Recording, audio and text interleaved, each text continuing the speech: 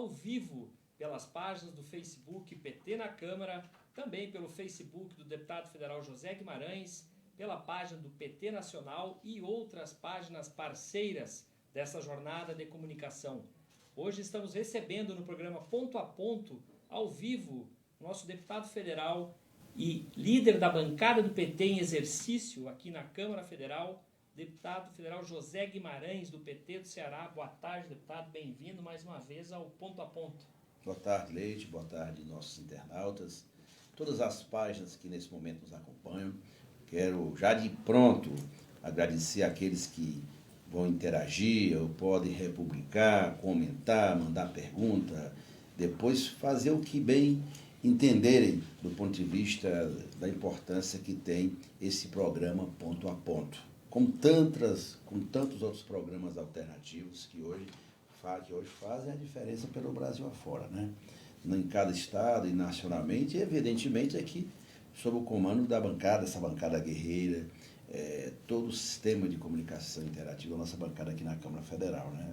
Então é um prazer grande, uma semana curta, mas uma semana decisiva para os destinos do país, na minha percepção, né? Então, pedindo mais uma vez que as pessoas entrem aí na página, nas nossas páginas, para poder partilhar esses 20 minutos de conversa, porque nós temos uma agenda cheia, tem a reunião das oposições daqui a pouco às 15 horas, depois eu tenho que ir com a presidenta Gleice ao PT para uma reunião interna lá, em seguida a reunião da bancada e a obstrução mais tarde, que tem sido a nossa marca principal para tentar impedir a pressa desta tal reforma da Previdência.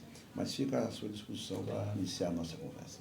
Nós estamos ao vivo, para você que está agora entrando nas páginas do Facebook, que a audiência aqui já está acima de 400, deputado José Guimarães. Vê se a gente chega rapidamente a 1000, né? Passar de 1000, né? O deputado José Guimarães também é vice-líder da minoria aqui na Câmara. Mas o assunto principal da nossa conversa hoje, além de reforma da Previdência, que é muito importante, crise no governo de Bolsonaro, nós vamos falar agora, deputado, sobre as denúncias do The Intercept Brasil, que no último dia 9, né, revelou esse escândalo, né, que ficou já conhecido mundialmente, envolvendo o juiz e ministro Sérgio Moro e o procurador Dallagnol de Curitiba. Que coisa horrível isso, né, deputado? O mundo todo está impactado. Eu não sei se os nossos internautas que estão nos acompanhando têm dimensão do impacto que isso tem, do processo de desconstituição que essas coisas divulgadas estão impactando fortemente a imagem parcial, aliás, a imagem imparcial que o Moro tentava demonstrar no decorrer de toda a Operação Lava Jato. O mundo todo está impactado. O Brasil começa a ficar perplexo. Está todo mundo, e aí não é o problema de ser petista ou não petista, é que o mundo e o Brasil olham para o futuro. Meu Deus, que Estado, que ordem institucional é essa que permite que um juiz patrocine um tamanho conluio que foi perpetrado em nome de combater a corrupção, e fizeram um processo que precisa urgentemente ser paralisado pela nossa Suprema Corte. O Brasil está chocado. Eu tive um cuidado, e nós que somos parlamentares, a gente viaja muito nos aviões, nos carros, as manifestações a última do dia 14, né? Mesmo aquela do dia 30 já começava um processo de desgaste. A pergunta que não quer calar: o que vai acontecer daqui para frente? O Moro deixa o ministério ou não? A Câmara aprova ou não uma CPMI para investigar? O que vai acontecer com o procurador?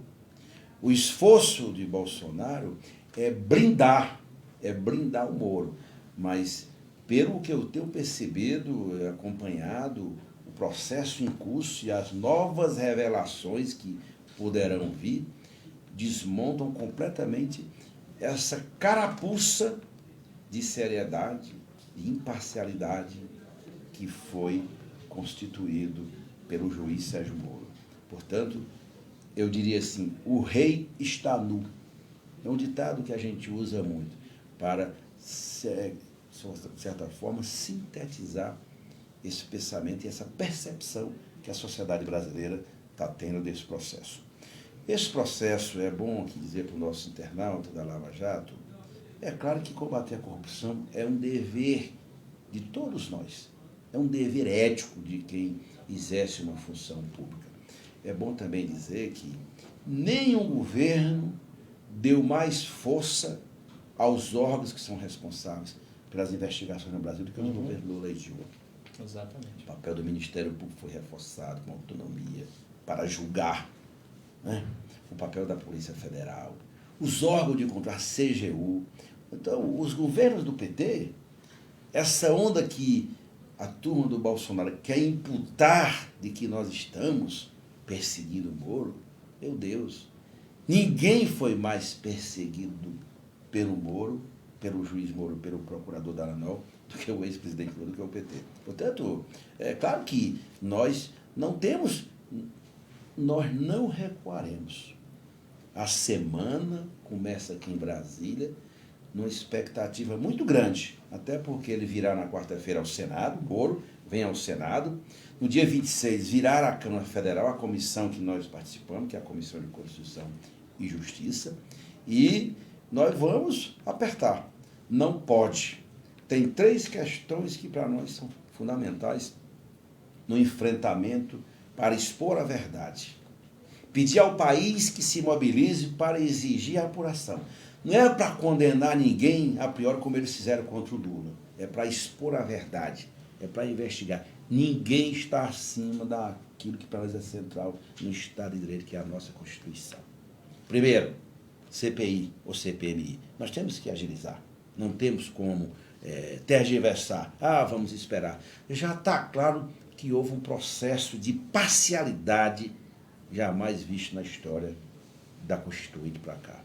2, continuar exigindo a demissão dele do Ministério da Justiça. Porque se o Bolsonaro não demitir, não afastá-lo, aliás, o Bolsonaro afasta o ministro, agora está em média 2 por semana, porque a última semana ele demitiu o ministro Santa Cruz da Comunicação e no domingo, pelo Twitter, demitiu o Levi, o presidente do BNDES, que por trás dessa demissão está a pressa que o governo está tendo de esvaziar o banco que tem a função primordial de financiar o investimento em infraestrutura do país e o setor empresarial do Brasil. Mas isso é uma outra pauta. Sim. O que eu estou dizendo é que é fundamental a gente mobilizar o país pela demissão do ministro Moro. E terceiro, evidentemente, nos debates que nós estamos fazendo aqui, e vejam que eu tive o cuidado de reler o tal projeto anticrime que ele apresentou já aqui na Câmara, que as pessoas querem discutir. O projeto anticrime não tem outro objetivo, que não seja exatamente acobertar, em nome da luta contra a corrupção, todo esse processo de ilegalidade que eles patrocinaram através da Operação Lava Jato. Nós não estamos... eu não vou nem falar de outras coisas, porque os dados que nós temos sobre essa operação é um negócio assim impressionante. Desmontaram a infraestrutura do país, as empresas de infraestrutura. Podiam ter combatido toda a corrupção, mas jamais fazer o que fizeram. Provocando desemprego. Que chega a Então, 14 milhões hoje. o que a Lava Jato fez para o Brasil, um dia o país as grandes redes de televisão vão reconhecer o malefício que essa operação fez ao Brasil. Volto a repetir, nós não estamos dizendo que não é preciso combater sempre a corrupção. Isso está na agenda da República.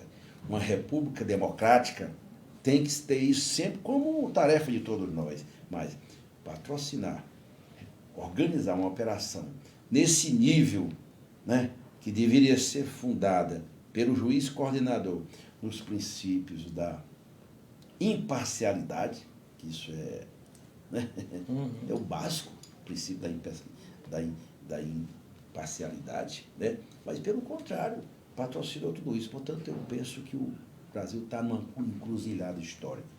Ou ele caminha para o restabelecimento da ordem institucional ou nós vamos para a barbárie. Nós vamos continuar a luta que achamos com todos os democratas do Brasil pela reposição do Estado democrático de direito. Por isso, as cortes superiores precisam julgar, precisam analisar aonde eles infringiram a lei, aonde eles, ao arrepio da Constituição, patrocinaram as agressões e cometeram injustiça. Nós não podemos aceitar esse silêncio. Nós temos tradição, o Brasil é um país democrático. As pessoas, quando vão às urnas, escolhem quem vai governar o Brasil, os estados e os municípios. O Brasil não pode se permitir a tamanha violência. É por isso o desespero deles. É por isso que está todo mundo desesperado, porque até aquilo que era quase visto como um Deus, aqui na Terra, começa a desmoronar. Ou seja, o Moro está desmoronando pelos graves erros e cometidos no comando dessa Operação Lava Jato. Aliás, já devia estar, o Delanol já devia ter sido afastado pela PGR, pela Procuradora-Geral. Infelizmente, não foi ainda, mas nós vamos continuar essa luta aqui. Nós estamos ao vivo com o deputado federal José... Você pode intervir, porque eu tenho um defeito que eu falo demais. Diferentemente de outros meios de comunicação, aqui o entrevistado fala, o jornalista fala o menos possível. Mas o nosso internauta está interagindo? O internauta está interagindo, eu já vou dar a voz e a palavra aqui para o internauta. A Luísa Mendes diz o seguinte: temos de reunir toda a bancada da esquerda, inclusive do Senado Federal, todos que são do bem, e pedir o afastamento do ministro Sérgio Moro. Ele é um perigo para a justiça e para a democracia e pode trabalhar para tornar sem valor essas denúncias contra ele. Quer dizer, seu discurso, né, está completamente conectado, em sintonia com o internauta. E devo dizer para essa nossa amiga, a Luísa Mendes. A Luísa Mendes, que os partidos Luísa Mendes, o PT, o PCdoB, o PSB, o PDT, o PSOL, a Rede, né, o PCdoB, o PSB, está todo mundo junto na construção de uma frente nacional, uma frente ampla, fundada na defesa da democracia, da soberania e dos direitos do povo, porque os direitos estão sendo desconstitucionalizados e desconstruídos. Portanto, a luta é ampla, geral e restrita, aqui em Brasília e fora de Brasília. O Gustavo Miranda Coutinho também faz um comentário sobre a demissão do presidente, ex-presidente do BNDES, né, Joaquim Levy. Ele diz que essa nova onda que o Bolsonaro está lançando, a demissão do Levy e a CPI do BNDES, na opinião dele, é uma cortina de fumaça que eles querem jogar nessa história toda para, né, deixar abafar um pouco as denúncias contra a Vaza Jato e o Moro. Mas isso é impossível, né, deputado? O The Intercept tem divulgado semanalmente mais e mais denúncias, né? É importante dizer que o governo Bolsonaro, para se manter, ele precisa gerar crise e mais crise toda semana. É o governo que constituiu ali no terceiro andar uma fábrica de fazer crises. Né? Eu tenho todas as divergências, sobretudo na visão econômica com o presidente Levy, que, aliás, foi ministro do governo da presidenta Dilma, uma pessoa que eu convivi muito, porque eu liderava o governo da Dilma aqui na Câmara. E eu conheço as ideias, né? Uma pessoa de extraordinário bom trato, né? Um ser humano, para mim, qualificado. Eu o conheci de perto. Independente das divergências sobre visão política da economia e o que é melhor para o Brasil, o Levy não merecia tamanho desrespeito que foi praticado contra ele. Ao lado disso, sabe por que demitiram o Levy, na verdade? No fundo, há um processo de desconstituição do BNDES. O Guedes e o relator da reforma da Previdência está praticamente aniquilando com aquilo que foi no passado, é no presente, a mãe do financiamento da infraestrutura do país. O banco vai perder todos os seus ativos e receitas para tapar o rombo da Previdência.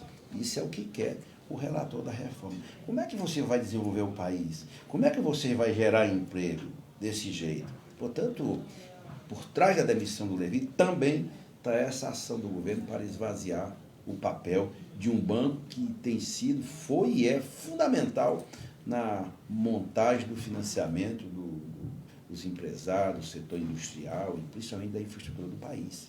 através dos governos estaduais. É lamentável isso, é lamentável. Mas daqui a pouco ele cria outro, porque é um governo que vive desse tipo de coisa para poder sobreviver na opinião pública. Enquanto isso, a economia derretendo, o emprego, o desemprego, se alastra pelo país.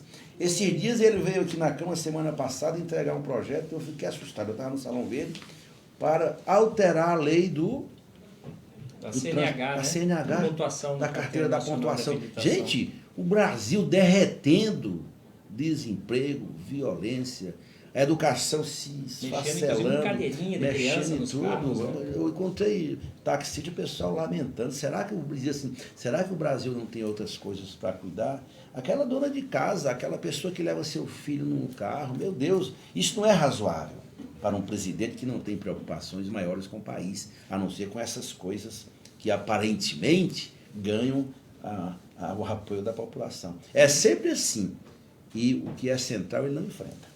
Mas, deputado José Guimarães, nós estamos ao vivo aqui pelas páginas do Facebook, PT na Câmara, PT Nacional, pela página do Facebook também do deputado federal José Guimarães. Pedimos que você compartilhe, curta, comente, né? Diga de onde você está também interagindo com essa transmissão ao vivo. Deputado, assunto que interessa a todos os brasileiros, reforma da Previdência. Né? O deputado relator Samuel Moreira apresentou o relatório, né? Retirou do texto alguns pontos, mas é importante que o povo fique atento porque a reforma ainda é extremamente prejudicial à população, aos trabalhadores. Eu estava vendo esses dias, de sexta para cá, as seguintes manchetes no Jornal Nacional, na Globo News, todas as TVs, as mais importantes, a Band News e todo canto, né? A Record. Relator retira capitalização, retira desconstitucionalização, BPC e rurais da reforma da Previdência. Vejam o que o relator fez. Aparentemente, vamos começar pelo BPC, o benefício de prestação continuada, que atende aquelas pessoas, os velhinhos que mais precisam. Sim. Daquela ajuda que é isso que faz com que... Olha, um senhor com seus 75, 80 anos, sabe qual é a coisa que lhe mais lhe satisfaz?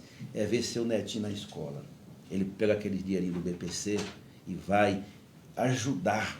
É quase como benefício familiar, e é mesmo para ajudar a casa, os netos, na escola, enfim. Sabe o que o relator fez?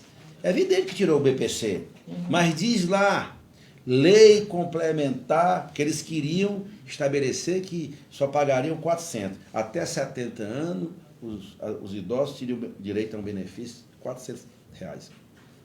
Até os 70 anos. O que ele fez? Agora diz, lei complementar definirá o valor do benefício a ser pago.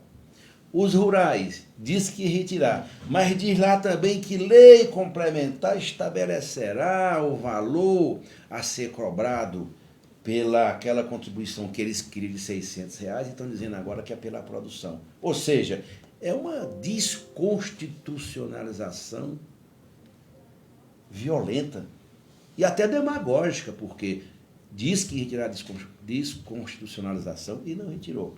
Regime de capitalização, é verdade que ele tirou, mas ele segregou, ele quebrou o sistema de seguridade social que é fundado no princípio da repartição e da solidariedade, que foi produto da elaboração dos Constituintes de 88. Ele deixou separado saúde, previdência e assistência social. Portanto, desmontou a coisa mais sagrada e um dos modelos mais importantes que hoje é referência para os países desenvolvidos, que é o sistema de seguridade social, fundado no princípio da repartição para garantir a aposentadoria e no princípio da proteção, o princípio da solidariedade.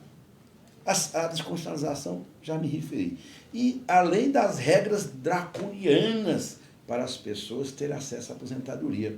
Por exemplo, do regime próprio, a regra de transição chega a ser desumana. A mesma coisa do regime geral. Portanto, é uma reforma que tem como pilar principal tirar 1 trilhão dos que ganham até 2 salários mínimos.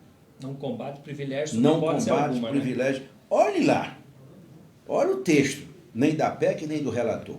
Onde é que está dito lá que vai combater os altos salários? Não está dito, né? Não está dito. Onde é que está lá dizendo que vai tributar o patrimônio líquido, que vai exigir uma contribuição obrigatória para o patrimônio líquido desses bancos, que deita, enrola e tem lucros exorbitantes e não recebe taxação nenhuma? Onde é que fala da necessidade de uma reforma tributária que taxa o andar de cima e desonere o andar de baixo? Eu penso que essa reforma, diferentemente do que está sendo dito, a tal nova Previdência não é nova coisa nenhuma. É um abismo que estão levando o Brasil. Até porque não tem previdência equilibrada entre receita e despesa se não tiver crescimento econômico. Por que 2009, 10, 11, 12, 13, 14, 15 a Previdência foi superavitária no governo do PT? Porque tinha crescimento econômico. Crescimento econômico tem emprego. Tem emprego com carteira assinada é contribuição para a Previdência. Essa linha adotada pelo ministro Guedes, que é analisar a Previdência só pelo lado fiscal, é um desastre. Isso não vai dar certo. Não deu certo no Chile, não está dando certo na Argentina, e ele quer levar o Brasil a um processo de desconstrução constitucional que não poderá dar certo. É por isso que nós vamos fazer de tudo para não deixá-la ser votada nesse semestre aqui na Câmara. Nós estamos ao vivo com o deputado federal José Guimarães, do PT do Ceará, líder em exercício nesta semana da bancada do PT aqui na Câmara e também vice-líder da minoria aqui na Câmara dos Deputados. Eu sei que o senhor tem uma série de reuniões, né, na sequência, então nós vamos chegando ao final, mas eu gostaria ainda que o senhor comentasse sobre essa crise, né, que o desgoverno de Bolsonaro enfrenta. Eles não estavam mesmo, sob hipótese alguma, preparados para assumir, né, a administração da nação brasileira, né, deputado? É evidente que o Brasil começa a perceber que o governo não é só experiência, porque não tem, o despreparo é amplo, geral e restrito dos que estão comandando o Brasil hoje. Eles não têm capacidade de gestão, né? Os ministros, cada um faz o que bem entende. Veja o desmantelo que fizeram esses dois ministros do MEC, do Ministério da Educação. O primeiro, que saiu, que entrou.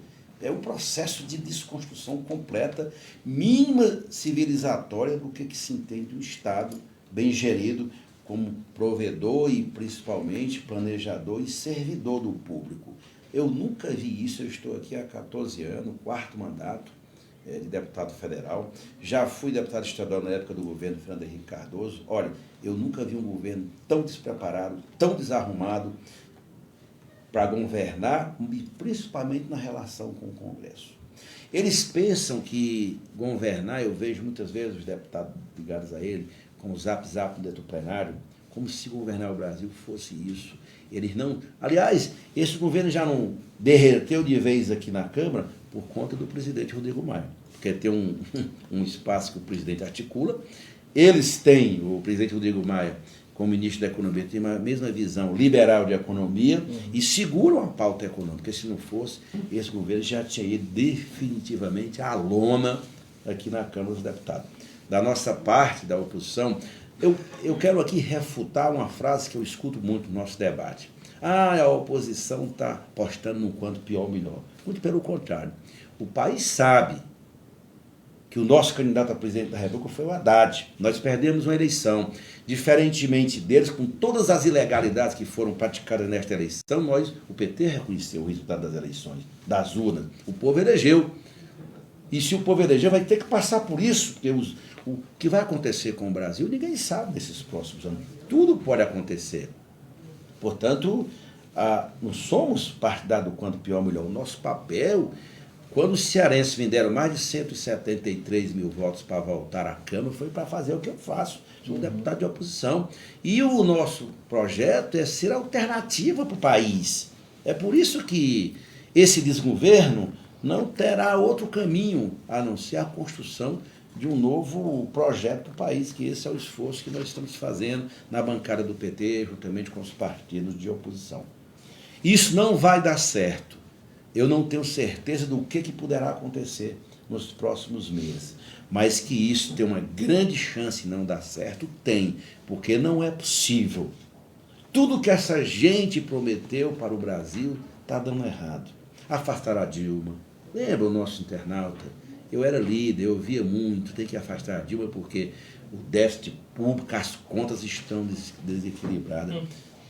Pior, 2 vezes o desequilíbrio, depois do Temer e agora deles. Aprovar a tal reforma trabalhista, você lembra, nosso telespectador, nosso internauta? O ministro da Economia na época dizia que ia gerar 6 milhões de empregos, 14 milhões de desempregados, aqueles que procuram o mercado formal de trabalho. Aprovaram tudo isso e agora estão com a mesma conversa. A PEC, a reforma da Previdência, virou uma panaceia para resolver os problemas. Essa reforma vai resolver o problema do emprego? Essa reforma vai resolver o problema do retomar o crescimento econômico da economia? Claro que não. Cadê o recurso para o investimento? As obras todas paralisadas.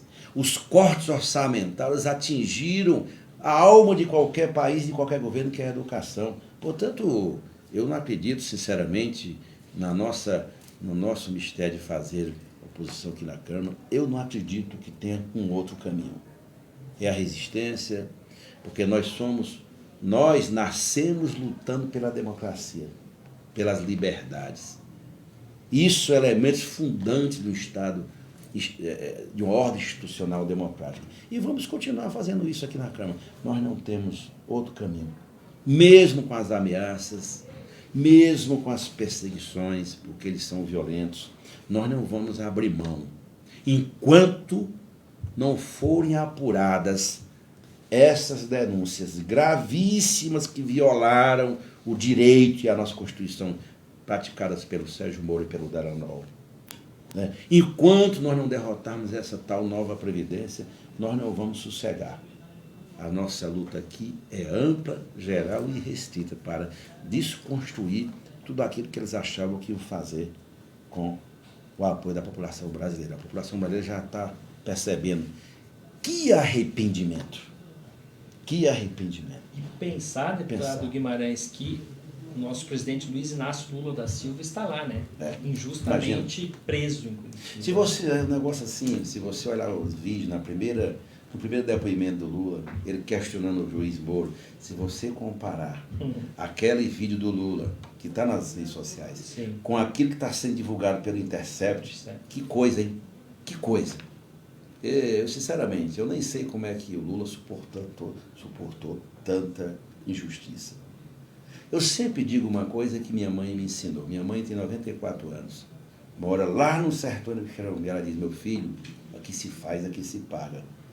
Alguém tinha que pagar essa conta dessa injustiça que foi feita contra o presidente Lula. As evidências, as informações, os fatos estão aí. É por isso que eles têm que soltar o Lula. O Lula já tem o direito à progressão da tal da pena que foi imposta a ele. Já tem direito. Com certeza. Tem direito, mas o Lula tem que ser solto, não é porque ele tem direito só ao regime de progressão da pena, não. Ele tem que ser solto porque não pode um processo ser feito com tamanha parcialidade como esse feito pelo juiz Moro. Isso, hoje fazem com Lula, mas podem fazer com qualquer um no Brasil. O Estado de Direito é para servir a todos, não é a um. E ninguém pode utilizá-lo em nome de uma outra coisa para fazer tamanha injustiça que foi feita contra o ex-presidente Lula. Estamos chegando ao final, né, deputado Guimarães? E vamos aguardar o senhor ainda, se possível, nesta semana aqui, para fazer uma análise aí das próximas medidas, né, que a oposição, o PT, enfim, vão tomar daqui até quarta-feira, né? Exatamente. Quinta-feira é feriado. Nós temos duas tarefas essa semana. Isso. Nós temos reunião da bancada do PT daqui a pouco, 6h30. Nós temos duas tarefas. Primeira, impedir a votação da PEC da Previdência. Isso é central para isso. Segundo, ampliarmos a mobilização e organizarmos cada vez mais a nossa ação aqui de apuração e de investigação sobre o Moro. Então, nós temos uma semana curta, mas bem sintonizada com essas duas questões centrais. E no mais é continuar. A mobilização de rua, as passeatas, as mobilizações, as redes sociais nos acompanhem para o bem do Brasil. Potencialize isso, porque muita gente pode nos ajudar ainda mais nas redes sociais para desmontar essa farsa que foi montada contra a democracia e contra a nossa Constituição. Então, a encerrar o nosso ponto a ponto, né? Agradecemos a sua audiência, a sua participação, né? E sempre fazendo aquele nosso sinal, nosso símbolo aqui de Lula livre, né? Ao final do programa. E aqueles que estão nos acompanhando, né, pelas nossas redes, muito obrigado e vamos em frente. Eu não estou pessimista, não. Estou otimista com o Lula livre e estou mais otimista ainda pelo Brasil e pela democracia. Nós vamos derrotar essa gente. Muito obrigado e continue acompanhando a programação PT na Câmara e também das páginas parceiras. Uma boa tarde.